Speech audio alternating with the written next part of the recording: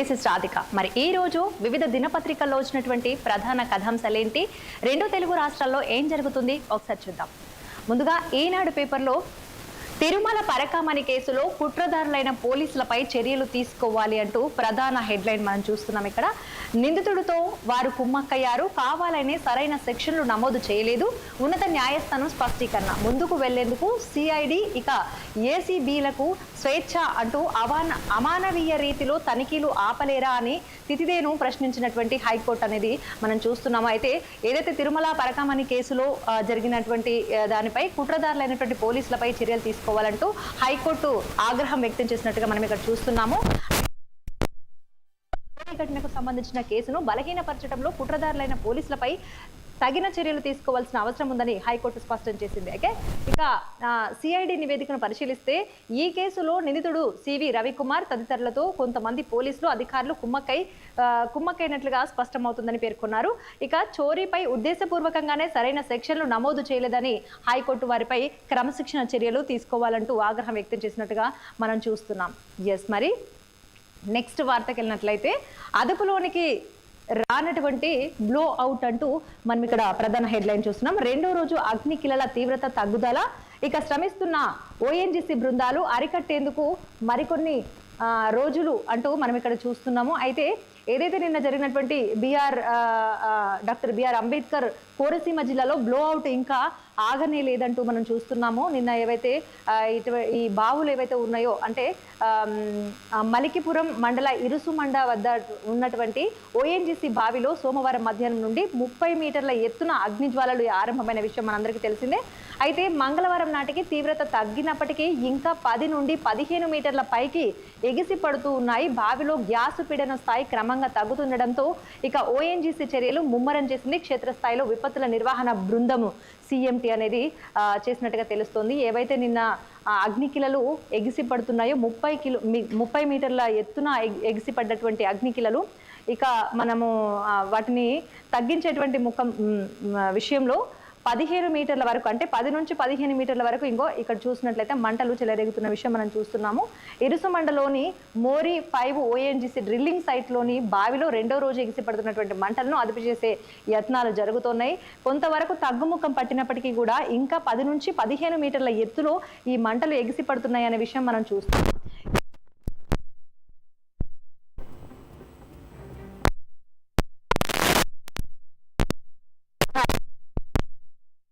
సీమ పేరు చెప్పి ఇదేం నిర్వాహకం జగన్ అంటూ ప్రశ్నిస్తున్నట్టుగా మనం చూస్తున్నాము. పెద్దిరెడ్డి కంపెనీలకే పనులు ఇచ్చి దోపిడీ చేశారు, సీమ ఎత్తిపోతల ఆగిపోయింది మీ హయాంలోనే కాదా అంటూ ఇక్కడ వ్యాఖ్యానిస్తున్నారు మంత్రి రామానాయుడు. చూస్తున్నాం. మరి సీమ ప్రాజెక్టులపై ప్రెజెంటేషన్ ఇచ్చారు, అనుమతులు తీసుకోకుండా రాయలసీమకు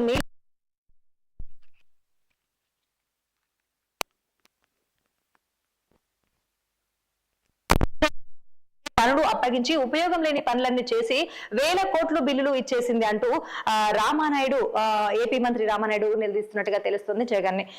మరి నెక్స్ట్ వార్తకి వెళ్ళినట్లయితే 19,391 కోట్ల పెట్టుబడులకు ఆమోదము, 11,753 మందికి ఉపాధి అవకాశాలు కల్పిస్తున్నట్టుగా తెలుస్తోంది.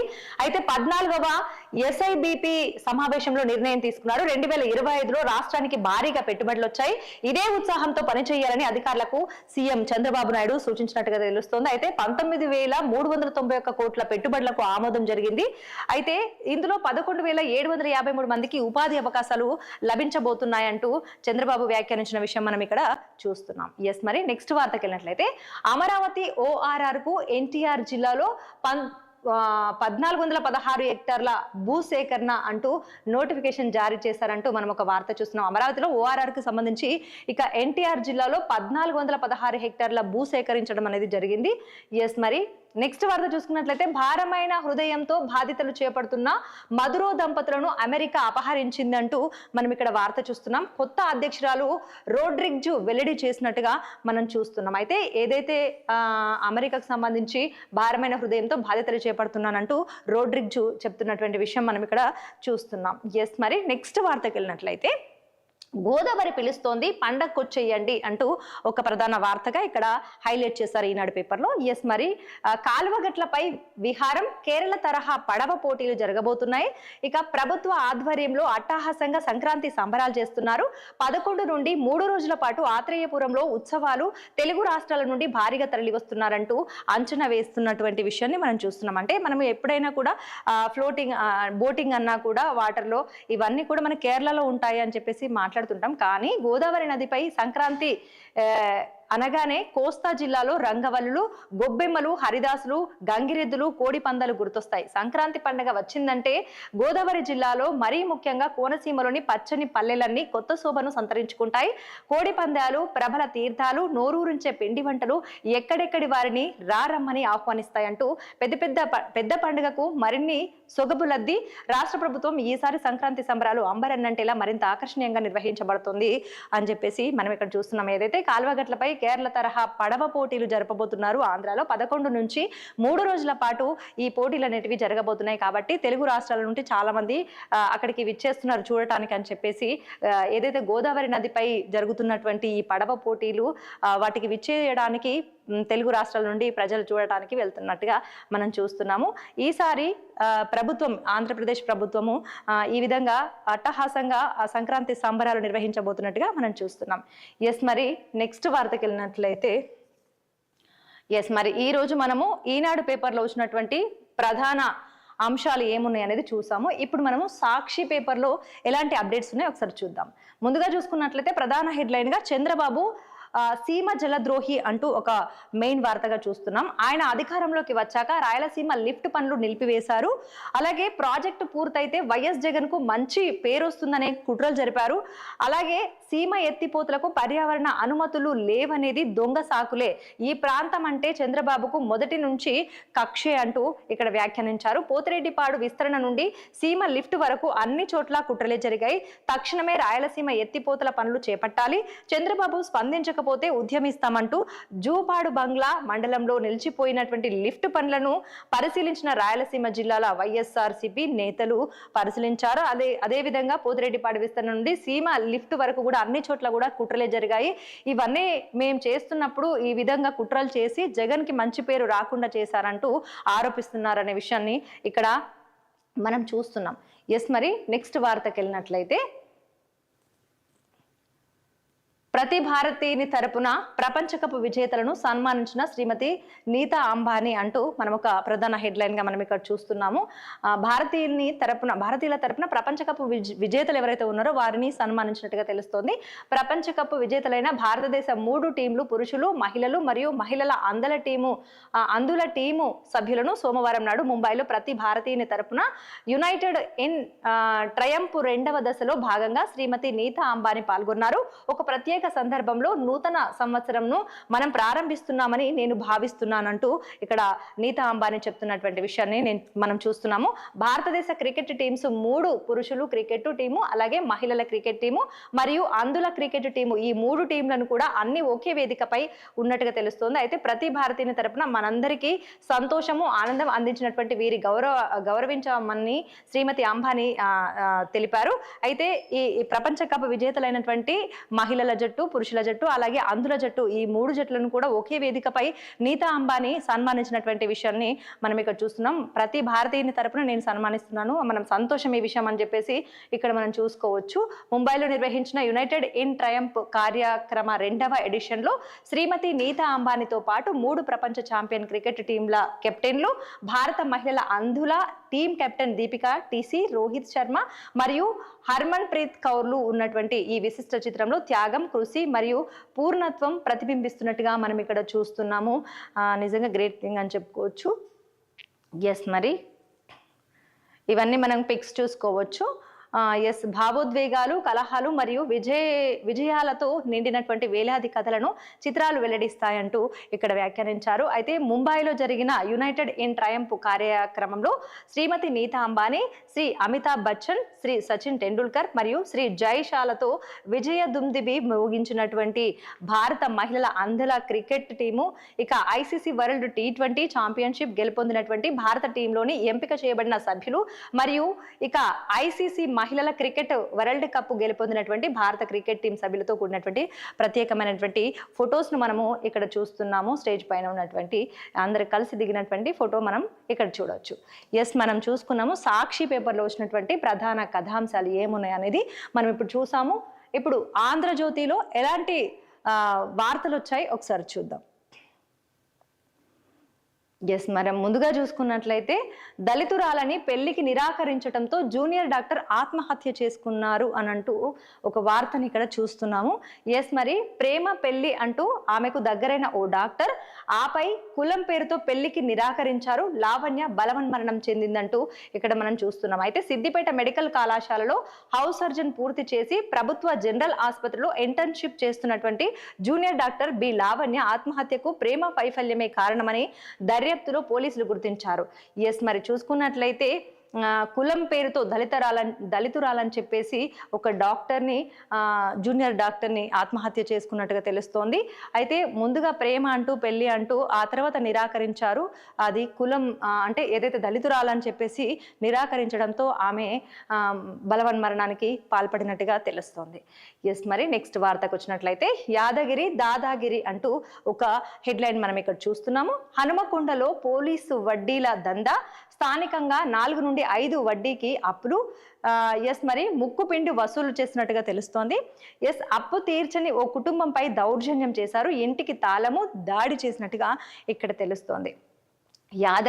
దాదాగిరి చేస్తున్నట్టుగా ఇక్కడ హనుమకొండలో పోలీసుల వడ్డీ దందా చేసినట్టుగా తెలుస్తోంది. అయితే వడ్డీ చెల్లించడం లేదని ఓ కుటుంబంపై హెడ్ కానిస్టేబుల్ దౌర్జన్యం చేశాడు. డబ్బులు తీసుకున్న వారికి ఇంటికి తాళం వేశాడు. అంతటితో ఆగక ఆ కుటుంబ సభ్యులపై దూషణలు దాడికి దిగాడు. హనుమకొండలో సోమవారం జరిగిన ఈ ఘటన ఆలస్యంగా వెలుగులోకి వచ్చింది. సుబేదారి సిఐ రంజిత్ బాధిత కుటుంబ సభ్యులు తెలిపినటువంటి వివరాల ప్రకారంగా అప్పు తీసుకున్న వారి ఇంటి ముందు గొడవ చేస్తున్నటువంటి ఈ యాదగిరిని మనం ఇక్కడ చూడవచ్చు. ఈయన ఏదైతే ఉన్నాడో అతడు 4 నుంచి 5% వడ్డీ అప్పులు ఇచ్చినట్టుగా తెలుస్తోంది. ముక్కుపిండి మరీ వసూలు చేస్తున్నట్టు లేవని చెప్పినా కూడా ఇబ్బందులు పాలు చేస్తూ ఇంటికి తాళం పెడుతూ ఇక ఈ విధంగా ఇబ్బందులు పెడుతున్నారంటూ ఈ విషయం చెప్తున్నటువంటి వార్తని మనం చూసాం. ఎస్, మరి నెక్స్ట్ వార్తకి వెళ్ళినట్లయితే ఇప్పుడు మేల్కొనకపోతే మరో ఢిల్లీలా హైదరాబాదు అవుతుంది అంటూ ఇక్కడ మనం చూస్తున్నాం ఒక ప్రధాన వార్తగా. అయితే ఇప్పటికే కాలుష్యం పెరిగిపోతుంది. నగరం నుండి పరిశ్రమలన్నీ తరలించకపోతే చారిత్రాత్మక తప్పిదం అవుతుంది. ప్రతి ఇల్లు ఓ ఆసుపత్రిలా మారిపోతుంది. భవిష్యత్తు తరాల ఆరోగ్యం కోసం హిల్టు అత్యంత పారదర్శకంగా ఈ విధానం పనిచేస్తుంది. శాసనసభలో హిల్టు పాలసీని ప్రవేశపెట్టినటువంటి మంత్రి శ్రీధర్ బాబు చెప్తున్న విషయం మనం చూస్తున్నాం. అయితే హిల్టు పాలసీతో 10,776 కోట్లు ఆదాయం రాబోతుంది. హైదరాబాద్ ను రాష్ట్రాన్ని కాపాడుకోవటానికే ఈ విధానాన్ని తీసుకొచ్చామంటూ భట్టి విక్రమార్క తెలుపుతున్నటువంటి విషయాన్ని మనం చూస్తున్నాం. అయితే తెలంగాణ రైజింగ్ విజన్ డాక్యుమెంట్ ను సభలో ప్రవేశపెట్టిన డిప్యూటీ సీఎం భట్టి అయితే ఈవీ కొనుగోళ్లలో ప్రభుత్వ ఉద్యోగులకు 20% రాయితీ, ఎమ్మెల్యేలు విధిగా ఈవీలే వాడాలంటూ శాసనసభలో మంత్రి పొన్నం ప్రభాకర్ తెలిపారు. అయితే మనం ఇక్కడ నుంచి చూసుకున్నట్లయితే అయితే ఢిల్లీలో కాలుష్యం ఏ విధంగా ఉందో మనందరికీ తెలుసు. అది చాలా విపరీతంగా ఉందంటూ మనందరికీ తెలిసిన విషయమే. అయితే ఇప్పుడు ఈ మరొక ఢిల్లీలా హైదరాబాదు తయారవ్వబోతుంది త్వరలోనే. ఒకవేళ కనుక మనం హిల్టు ప్రాజెక్ట్ ని మనము ఓఆర్ఆర్ బయటికి తీసుకువెళ్ళకపోతే ఇది పిల్లలకి కావచ్చు, ఇక్కడ ఉండేటువంటి హైదరాబాద్ వాసులందరికీ కూడా కావచ్చు, ఇది ప్రమాదకరంగా మారేటువంటి అవకాశం ఉంది. కాబట్టి ఓఆర్ఆర్ బయటికి తీసుకెళ్లాలి ఈ పరిశ్రమలన్నీ కూడా అంటూ ఇక్కడ మనకు మంత్రి శ్రీధర్ బాబు చెప్తున్నటువంటి విషయాన్ని మనం ఇక్కడ చూస్తున్నాము. అయితే హిల్టు పాలసీతో 10,776 కోట్లు ఆదాయం రాబోతుందంటూ చెప్తున్నారు. అయితే ఈవీలలో ఇక్కడ మనం చూసుకున్నట్లయితే ఈవీల కొనుగోలులో ప్రభుత్వ ఉద్యోగులకు 20% రాయితీ వస్తుందంటూ, ఈవీ అంటే ఎలక్ట్రానిక్ బండ్లు కొన్నట్లయితే 20% రాయితీ ఇస్తామంటూ ఇక్కడ పొన్నం ప్రభాకర్ వ్యాఖ్యానించిన విషయం మనం చూస్తున్నాం. ఎస్, మరి నెక్స్ట్ వార్త చూసినట్లయితే గ్యాస్ ఛాంబర్ల ఢిల్లీ మారబోతుంది అంటూ ఇక్కడ మనం చూస్తున్నాము. వాయు కాలుష్యంతో కూనరిల్లుతున్న దేశ రాజధాని అంటూ ఇప్పుడు మనం మాట్లాడుకున్నాము. గ్యాస్ ఛాంబర్ల ఢిల్లీ మారబోతుంది. వాయు కాలుష్యంతో కూనరిల్లుతున్న దేశ రాజధాని అంటూ ఆస్తమా, న్యూమోనియా రోగులకు నిత్యం నరకం కనపడుతోంది.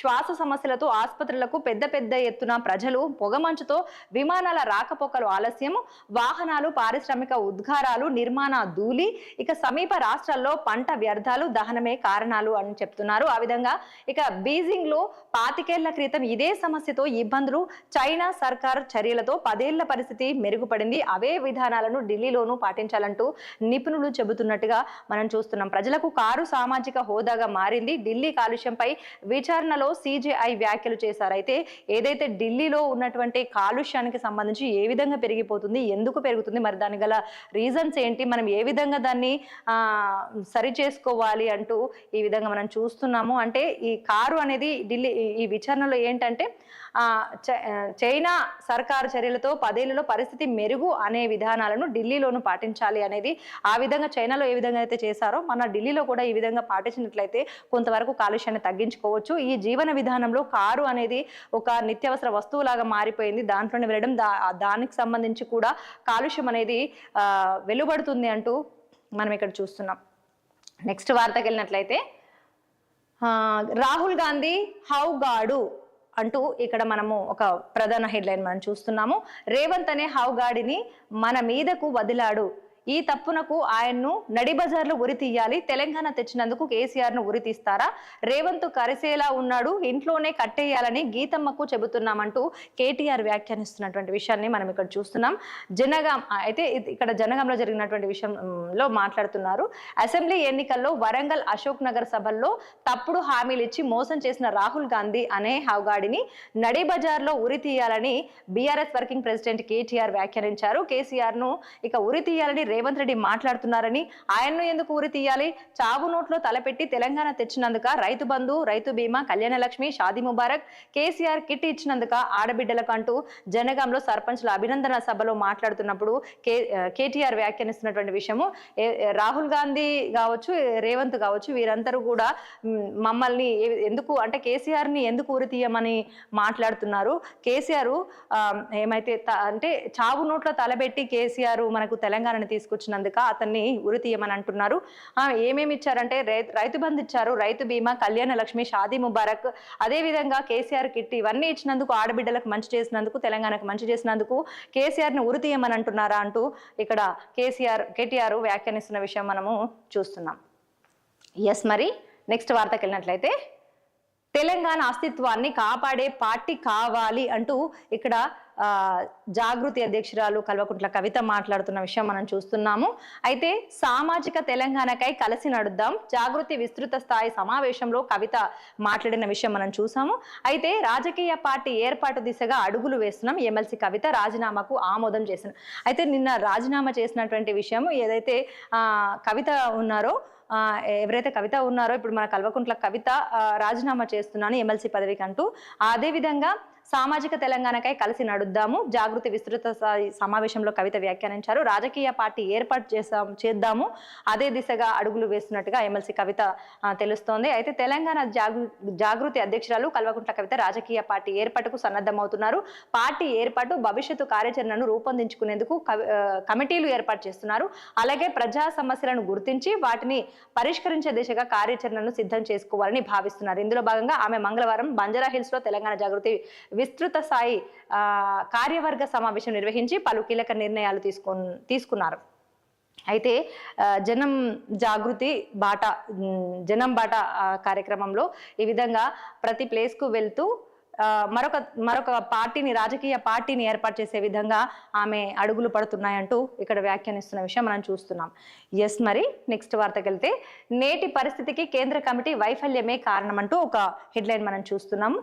అయితే ఇక్కడ చూసుకున్నట్లయితే సకాలంలో సరైన నిర్ణయాలు తీసుకోలేదు, గణపతి తిరుపతి ఎక్కడున్నారో తెలియదు, నేను లొంగిపోలేదు, పోలీసులు పట్టుకున్నారు, ఆంధ్రజ్యోతితో బడ్సేదేవా మాట్లాడినటువంటి మాటలు మనం ఇక్కడ చూస్తున్నాం. ఫాల్కన్ గ్రూప్ ఎండి అమర్దీప్ అరెస్ట్ అయినట్టుగా తెలుస్తోంది. ఎస్, మరి 792 కోట్ల స్కామ్ లో నిందితుడు విదేశాలకు సొంత జెట్లో పరారీ అయినట్టుగా తెలుస్తోంది. ఇక సిఐడి లుక్అవుట్ నోటీసు జారీ చేశారు.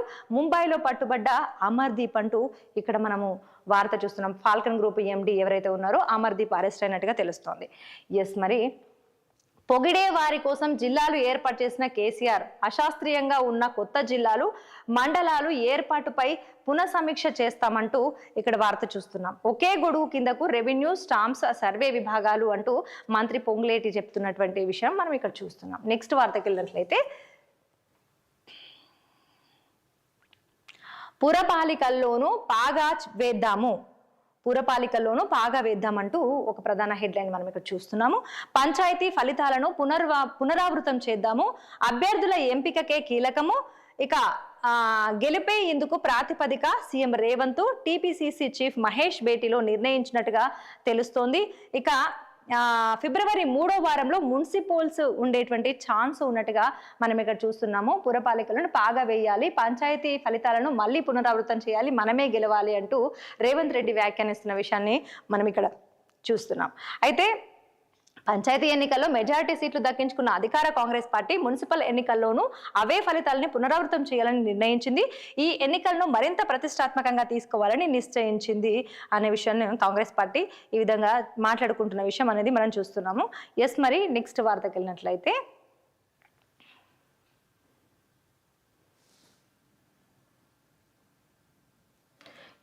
స్విగ్గీ ప్రతినిధి గిరీష్తో కిమ్ వర్సిటీ వీసీ సుబ్బారావు క్విక్ కామర్స్లో 5,000 ఉద్యోగాలు ఇన్స్టామార్ట్ స్కిల్ వర్సిటీ మధ్య ఒప్పందం జరిగినట్టుగా మనం చూస్తున్నాము. క్విక్ కామర్స్ ప్లాట్ఫామ్ ఏదైతే ఉందో Instamart young India skill university సంయుక్తంగా యువతకు క్విక్ కామర్స్ రంగంలో ఉద్యోగాలకు నైపుణ్యాలు అందించే ప్రత్యేక అకాడమిక్ కార్యక్రమాన్ని ప్రారంభించనున్నట్టుగా ఇక్కడ మనం చూస్తున్నాము. ఎస్, మరి నెక్స్ట్ వార్తకి వెళ్ళినట్లయితే బంగ్లాదేశ్ లో హిందూ వ్యాపారి హత్య జరిగినట్టుగా మనం చూస్తున్నాం. రాత్రి వేళ దుకాణం మూసి ఇంటికి వెళ్తుండగా దాడి చేసిన దుండగులు డిసెంబర్ నుండి ఇప్పటి వరకు 7 హిందువులు బలి అయినట్టుగా తెలుస్తోంది. ఎస్, మరి భారతీయుడే కానీ ఆధారాలు లేవు అంటూ ఒక వార్తని ఇక్కడ హైలైట్ చేశారు. ఎస్, మరి ఛానళ్లుగా గల్ఫ్ జైల్లో ఓ కూలీ అవస్థలు పడుతున్నట్టుగా తెలుస్తోంది. 18 ఏళ్ల క్రితం నిర్మల్ నుండి గల్ఫ్ కు వెళ్ళినట్టుగా తెలుస్తుంది అతను. అయితే ఎలాంటి గుర్తింపు కార్డు లేకపోవడంతో స్వదేశానికి రాలేక ఇక్కట్లు పడుతున్నట్టుగా తెలుస్తుంది.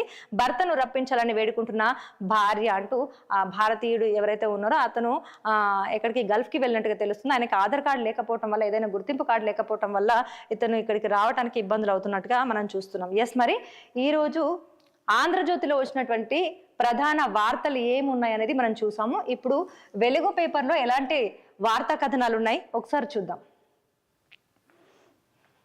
ఎస్, ముందుగా చూసుకున్నట్లయితే పొల్యూషన్ పై ఇంత నిర్లక్ష్యమా అంటూ ఢిల్లీలో ఏదైతే పొల్యూషన్ ఉందో దానికి సంబంధించి హైకోర్టు ఆగ్రహమైనటువంటి విషయాన్ని ఇక్కడ వ్యక్తపరిచారు వెలుగు పేపర్లో. అయితే ఢిల్లీ ఎయిర్ క్వాలిటీ కమిషన్ పై సుప్రీంకోర్టు ఆగ్రహం వ్యక్తం చేసినట్టుగా తెలుస్తోంది. అయితే ముందు కారణాలపై స్టడీ చేయండి, ఆ తర్వాత దీర్ఘకాలిక పరిష్కారాలను ఆలోచించాలని సూచించారు. టోల్ ప్లాజాల తరలింపులపై 2 నెలల గడువు కోరటపై అసహనం వ్యక్తం చేశారు. 2 వారాల్లో నివేదిక సమర్పించాలని ఆదేశించినట్టుగా హైకోర్టు తెలుస్తోంది. అయితే ఏదైతే ఢిల్లీలో జరిగినటువంటి ఇప్పటివరకు మనం మాట్లాడుకున్నట్టుగా ఢిల్లీలో జరిగిన కాలుష్యానికి సంబంధించి ఏవైతే కారణాలు ఉన్నాయి, ఏంటి అసలు ఈ 2 వారాల్లోపు నివేదిక సమర్పించండి అంటూ హైకోర్టు ఆగ్రహమైనటువంటి విషయాన్ని మనం ఇక్కడ చూస్తున్నాం. ఎస్, మరి నెక్స్ట్ వార్తకి వెళ్ళినట్లయితే పెట్టుబడులతోనే అభివృద్ధి అంటూ ఒక ప్రధాన హెడ్లైన్ మనం ఇక్కడ చూస్తున్నాం వెలుగు పేపర్లో. ఎస్, మరి వాటాను జిఎస్డిపిలో 52% పెంచడమే లక్ష్యంగా పెట్టుకున్నామంటూ ఎస్ మనం ఇక్కడ చూస్తున్నాం.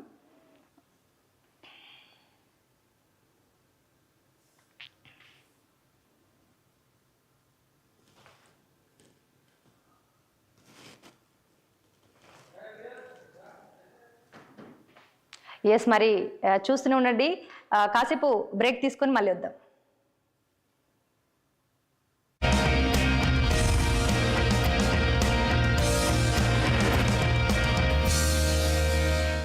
నమస్తే, వెల్కమ్ టు 6 టీవీ. నేను నిత్య.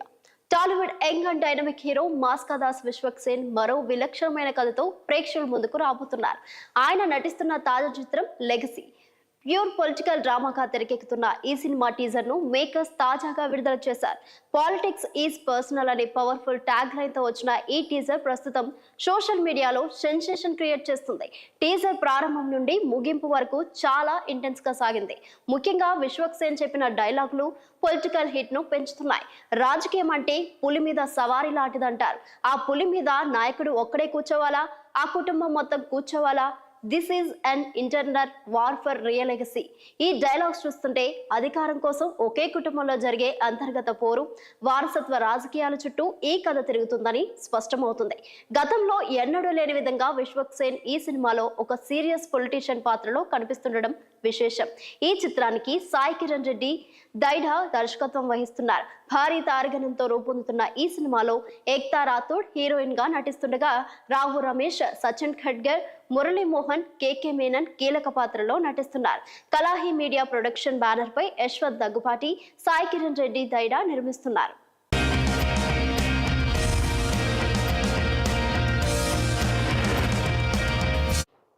వెల్కమ్ బ్యాక్ టు వార్తలు వాస్తవాలు.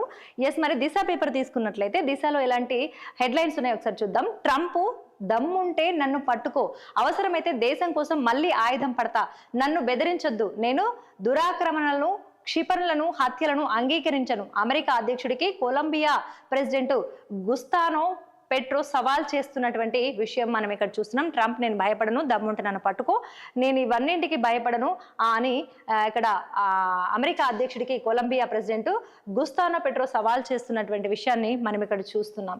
ప్రధాని మోదీని ట్రంప్ కిడ్నాప్ చేస్తారా? కాంగ్రెస్ సీనియర్ నేత పృథ్వీరాజ్ చవాన్ మాట్లాడుతున్నటువంటి విషయాన్ని మనం ఇక్కడ చూస్తున్నాం. నెక్స్ట్ వార్తకి వెళ్ళినట్లయితే పిల్లలతో ప్రైవేటు పార్ట్స్ తాకించడం లైంగిక దాడే అంటూ ఇక్కడ ఒక వార్తను చూస్తున్నాం. 2022లో నమోదైన ఢిల్లీ కేసులో హైకోర్టు తీర్పిచ్చింది. నిందితుడి బెయిల్ పిటిషన్ తిరస్కరించారు. కఠిన కారాగార శిక్ష సరైనదే అంటూ జస్టిస్ నీనా వ్యాఖ్యానించిన విషయాన్ని మనం ఇక్కడ చూస్తున్నాం. పిల్లలతో అసభ్యకరమైనటువంటి చేతులు చేయించకూడదు అంటూ మనం అక్కడ వార్త చూస్తున్నాం. మరి నెక్స్ట్ వార్తకి వెళ్ళినట్లయితే హిల్ట్ పై వెనక్కి తగ్గమంటూ ఇక్కడ ఒక పెద్ద వార్తగా చూస్తున్నాము. అయితే ఇప్పటి వరకు మనం హిల్ట్ ప్రాజెక్ట్ ఏదైతే ఉందో దానికి సంబంధించి హిల్ట్కి సంబంధించి హైదరాబాద్ కూడా రెండవ ఢిల్లీగా అవతరించబోతుంది. ఏవైతే కాలుష్యం అనేది పెరిగిపోతుంది, ఈ కాలుష్యం పెరగకుండా ఉండాలంటే హిల్ట్ ప్రాజెక్ట్ ఏదైతే ఉందో అది హైదరాబాద్కి అవతల, ORRకి అవతల ఉండాలి అనేసి ఈ విధంగా వాళ్ళు మాట్లాడినటువంటి విషయం మనం చూస్తున్నాం. నెక్స్ట్ వార్తకి వెళ్ళినట్లయితే ఇక్కడ మనము కవిత రాజీనామాకు సంబంధించి మనం ఇప్పటివరకు చెప్పుకున్నాము. ఎమ్మెల్సీగా ఆమె రాజీనామా చేశారు. అదేవిధంగా కొత్త పార్టీ పెట్టబోతున్నట్టుగా మనం చూస్తున్నాం. మరి నెక్స్ట్ వార్తకి వెళ్ళినట్లయితే జిల్లాలు, మండలాలు పునర్వ్యవస్థీకరణ, రెవెన్యూ డివిజన్లు సైతం త్వరలోనే నిర్ణయం తీసుకుంటాము. అలాగే గతంలో అశాస్త్రీయంగా ఏర్పాటు చేసినటువంటి ఒక అసెంబ్లీ సెగ్మెంట్ పరిధిలో 4-5 జిల్లాలు ఉన్నాయి. అలాగే వాటిని శాస్త్రీయంగా ఏర్పాటు చేయాల్సిన అవసరం ఉందంటూ ఇక్కడ చూస్తున్నాము. సీఎంతో క్యాబినెట్ లో చర్చిస్తాం, అసెంబ్లీలోనూ చర్చించి ఫైనల్ డెసిషన్ తీసుకుంటామంటూ వ్యాఖ్యానిస్తున్నారు అసెంబ్లీలో రెవెన్యూ శాఖ మంత్రి పొంగులేటి శ్రీనివాసరెడ్డి. మరి ఏవైతే రెవెన్యూ డివిజన్లకు సైతం త్వరలోనే నిర్ణయం చేస్తామంటూ పొంగులేటి శ్రీనివాసరెడ్డి చెప్తున్నటువంటి విషయాన్ని మనం చూస్తున్నాం. త్వరలోనే రాష్ట్రంలో జిల్లాలు, మండలాలు పునర్వ్యవస్థీకరణపై నిర్ణయం ఉంటుందని రెవెన్యూ శాఖ మంత్రి పొంగులేటి శ్రీనివాస్ అన్నారు. అలాగే గత బీఆర్ఎస్ ప్రభుత్వం కొత్త మండలాలు, జిల్లాలు ఏర్పాటు చేయడంలో శాస్త్రీయంగా వ్యవహరించలేదని చెప్పేసి మంత్రి ఆరోపించారు. కొత్త జిల్లాలు, మండలాలు ఏర్పాటు చేస్తాము, అలాగే జిల్లాల విభజనను మొక్కుబడిగా చేశారని, వారి లక్కీ నెంబరు, మ్యాజిక్ ఫిగర్ రావాలను, లేకపోతే పొగిడే వారి కోసం ఒక మండలం, పొగడని వారి కోసం జిల్లాలను విడదీయాలను, రకరకాల ఉద్దేశంతో కొత్త వాటిని ఏర్పాటు చేసిన విషయాన్ని మంత్రి గుర్తు చేసినట్టుగా మనం ఇక్కడ చూస్తున్నాము. మరి నెక్స్ట్ వార్తకి వెళ్ళినట్లయితే ఇక్కడ మనం చూసుకోవచ్చు. డ్రగ్స్ కేసును కొట్టివేయండి, నన్ను కావాలని ఇరికించారు. హైకోర్టులో రకుల్ ప్రీత్ సింగ్ సోదరుడు అమన్ క్వాష్ పిటిషన్ చేసినటువంటి విషయం మనం చూస్తున్నాం. 9వ తేదీకి విచారణ వాయిదా పడినట్టుగా చూస్తున్నాము. అయితే డ్రగ్స్ కేసు ఏదైతే ఉందో అది కొట్టివేసేయండి, నా పైన అవి కావాలని ఇరికించారు నన్ను అంటూ ఇక్కడ రకుల్ ప్రీత్ సింగ్ సోదరుడు అమన్ క్వాష్ పిటిషన్ చేసినట్టుగా మనం చూస్తున్నాం. మరి నెక్స్ట్ వార్తకి వెళ్ళినట్లయితే 5 రోజులు 13 బిల్లులు అంటూ మనం ఇక్కడ ఒక వార్త చూస్తున్నాం. 2 తీర్మానాలు, 4 అంశాలపై చర్చలు, అదేవిధంగా ముగిసిన సమావేశాలు, అసెంబ్లీ మండలి నిరవధిక వాయిదా జరిగినట్టుగా తెలుస్తుంది. 5 రోజుల్లో 13 బిల్లులు ప్రవేశపెట్టినట్టుగా తెలుస్తోంది. ఈ 13 బిల్లులను కూడా ఏవైతే సమావేశాలు ఉన్నాయో ఆ శీతాకాల సమావేశాల్లో అసెంబ్లీలో ప్రవేశపెట్టబోతున్నట్టుగా మనం చూస్తున్నాం. మరి నెక్స్ట్ వార్తకి వెళ్ళినట్లయితే ఓటరు జాబితాలో తప్పులు అంటూ ఒక వార్తని మనం ఇక్కడ హైలైట్ చేశారు చూస్తున్నాము. అయితే ముసాయిదాపై పెద్ద ఎత్తున ఫిర్యాదులు, అధికారుల తీరుపై ఇక వివిధ పార్టీలు ఆగ్రహం వ్యక్తం చేస్తున్నాయి. అలాగే సవర్ణ గడువు పెంచేటువంటి యోచనలో ఎన్నికల సంఘం ఉన్నట్టుగా తెలుస్తోంది. మరి నేడు కలెక్టర్లతో ఇక SEC వీడియో కాన్ఫరెన్స్ జరిపేటువంటి ఛాన్స్ ఉంది ఈ రోజు. కాబట్టి ఓటర్ల జాబితాలో తప్పులు దొరలాయంటూ ఇక్కడ చూస్తున్నాం మనము. మరి ఫాల్కన్ MD అమర్దీప్ అరెస్ట్, ముంబైలో అదుపులోనికి తీసుకున్న తెలంగాణ పోలీసులు ఇరాన్ నుండి తిరిగి వస్తుండగా 792 కోట్ల మోసాలకు పాల్పడిన ఫాల్కన్ అంటూ మనం ఇక్కడ చూస్తున్నాం. మరి 14,000 కానిస్టేబుల్ తనిఖీలు అంటూ మరొక వార్తను చూస్తున్నాము. భర్తీ చేసేందుకు పోలీసుల శాఖ కసరత్తు చేస్తున్నట్టుగా ఇక్కడ చూస్తున్నాం. ఆర్థిక శాఖ ఆమోదం కోసం ఎదురు చూపులు. 2 ఏళ్లలో 17,000 మందికి పైగా రిటైర్మెంట్ అయినట్టుగా తెలుస్తుంది. హోమ్ డిపార్ట్మెంట్ లో సిబ్బంది కొరత. హైదరాబాద్ కమిషనరేట్ లోనే 5,000 ఖాళీలు. సర్కార్ గ్రీన్ సిగ్నల్ ఇవ్వగానే నియామక ప్రక్రియ స్టార్ట్ అవుతుందంటూ ఇక్కడ మనము ఇవైతే ఖాళీలకు సంబంధించినటువంటి కానిస్టేబుల్ కి సంబంధించినటువంటి నోటిఫికేషన్స్ సంబంధించి మనం చూస్తున్నాం. ఎస్, మరి చూసాం కదా ఈ రోజు వివిధ దినపత్రికల్లో వచ్చినటువంటి ప్రధాన కథాంశాలు. మరి ఇది వార్తలు వాస్తవాలు ఈ రోజువి. మళ్ళీ రేపటి వార్తలు వాస్తవాలతో మళ్ళీ కలుద్దాం. చూస్తూనే ఉండండి 6 టీవీ.